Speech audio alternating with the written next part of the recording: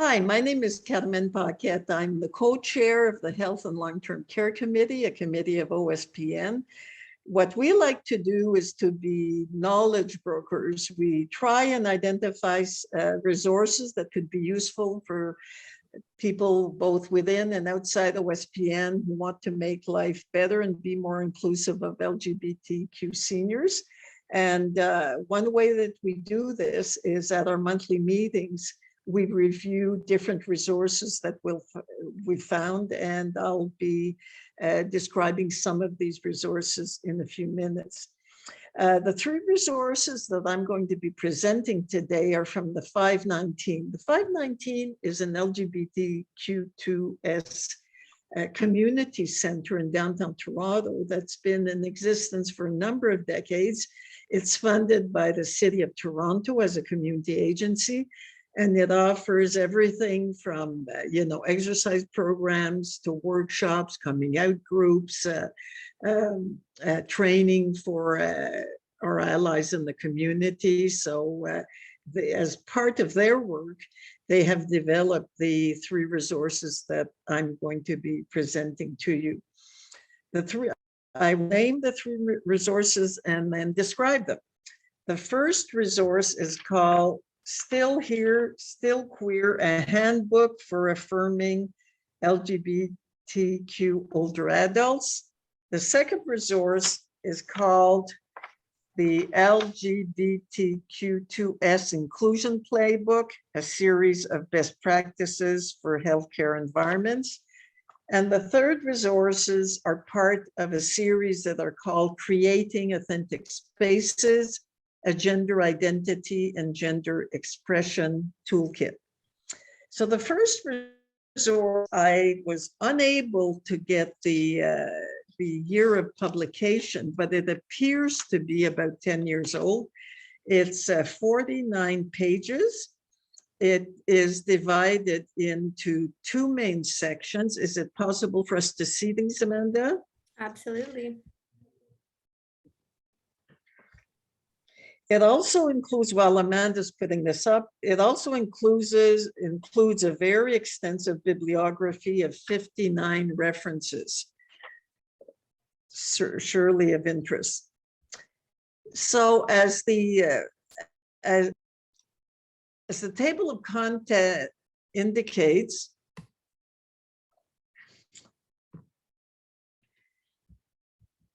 it's made up mainly of a section on case studies and a section on themes. But prior to that, as of page 3, there's an excellent 3-page document that talks about why is LGBT health so important. And so you might find that particularly useful in other ways. So you're seeing it on the screen now. It's also really useful in terms of the terminology that's on page 4, 6, and 7. And it also has a scorecard at the very end on pages 43 and 44 that gives a sense of how you could evaluate where your organization is at. The articles are short. There's a lot of visuals, so it's kind of pleasant to read. There's the scorecard. Thank you, Amanda. So I've kind of skirted around all the extras that are included in this handbook, but I'll get back now to the two main sections, which are the 9 case studies and the 7 themes. All of the case studies describe initiatives within the LGBTQ community, and so you have programs like organizations or initiatives like the Senior Pride Network, the Drop-In Program, the Youth Elders Project. These are all based and organized by the LGBTQ community. Many of them these initiatives focused on seniors.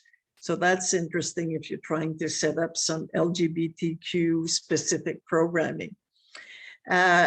Then you have themes that are important for our community, like chosen families. So many of us are either not married or don't have kids. We're very aware of the intergenerational issues. I can no longer read the table of contents here, but all of the themes identified are really interesting for, if you want to tap into some of the things that are central to the LGBT community, like memory loss and end-of-life conversations. There are the section on advanced care planning is pretty extensive too, and so that could be viewed as an interesting bonus. So this is the first handbook. The second handbook, which is called LGBTQ2S Inclusion Playbook, that was published in 2020. It's so therefore more recent. It's it's initiated by the 519, but it involves 5 other Toronto organizations. All of the 3 resources I'm describing today are available if you go on the 519 website. So what are these case studies? They are not about LGBTQ plus initiatives as in the previous handbook. This is about the work that's done in 5 Toronto area organizations, health organizations, health and social service organizations, and the ways that they are trying to be more inclusive of our community. There is a section, one of the case studies is around accountability and systems and measures. The second one is clear evidence-based policies. The third one, training. The fourth one, intersectionality and health equity. And the fifth one, patient and community engagement. And so those are the 5 themes. The Toronto organizations that have undertaken these case studies are the South Riverdale Community Health Center, the VHA Home Healthcare, Michael Garron Hospital, Flemington Health Center, and the Sprint Senior Care. So I think what's of interest here is that it is trying to describe how you can go about making your organization more LGBT friendly. It too has a lot of really good definitions.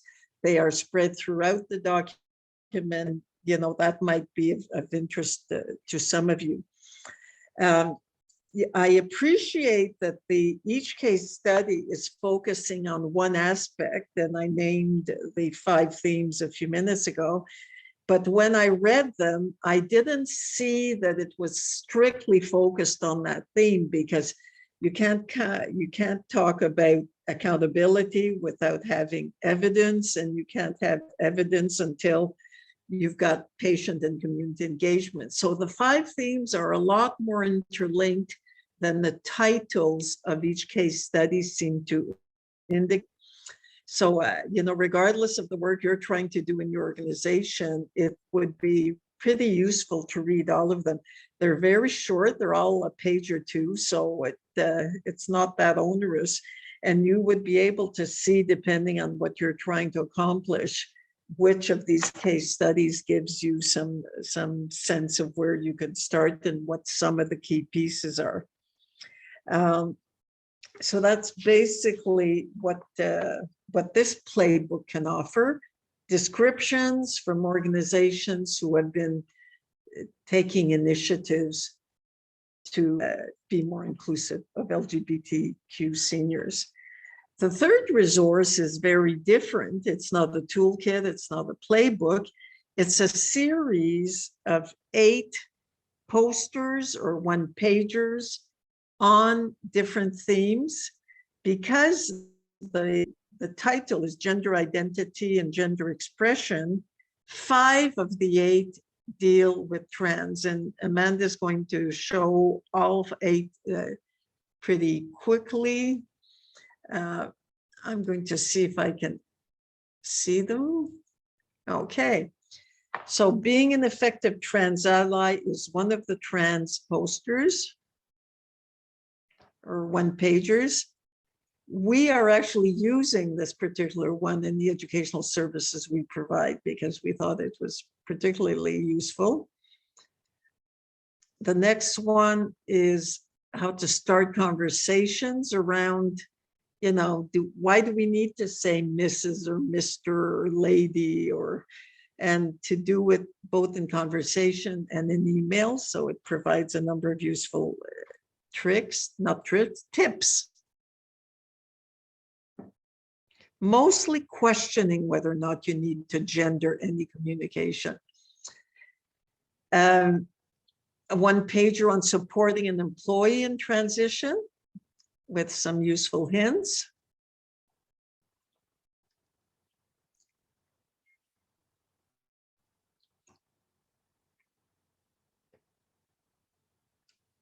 And like any project, to revisit it.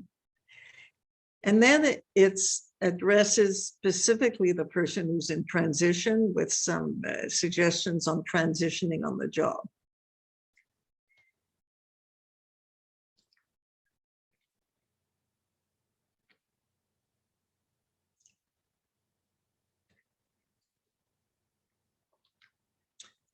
There are two one-pagers around the issue of pronouns. This is one of the two. Again, you know, when does it make sense to use gender-specific pronouns? When is it better to use gender-neutral pronouns? So some helpful hints there. And if in doubt about anyone's preference, there's nothing better than asking. And more, we're seeing that people are offering their pronouns either in Zooms or on name tags. A list of rights for trans people. We know that most of these rights are recently acquired. And so I think, you know, trans and non-trans people need to know about what the rights are.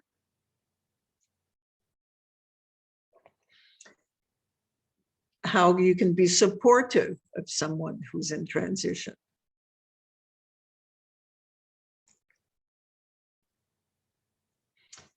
What questions you can ask and what questions you shouldn't ask.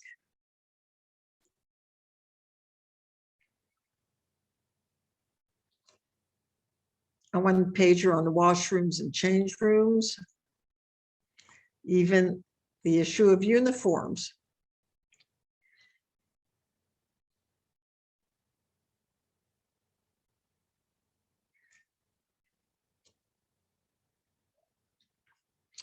This one-pager is the only one that talks about the organization in general, and it's called Creating a Welcoming Environment.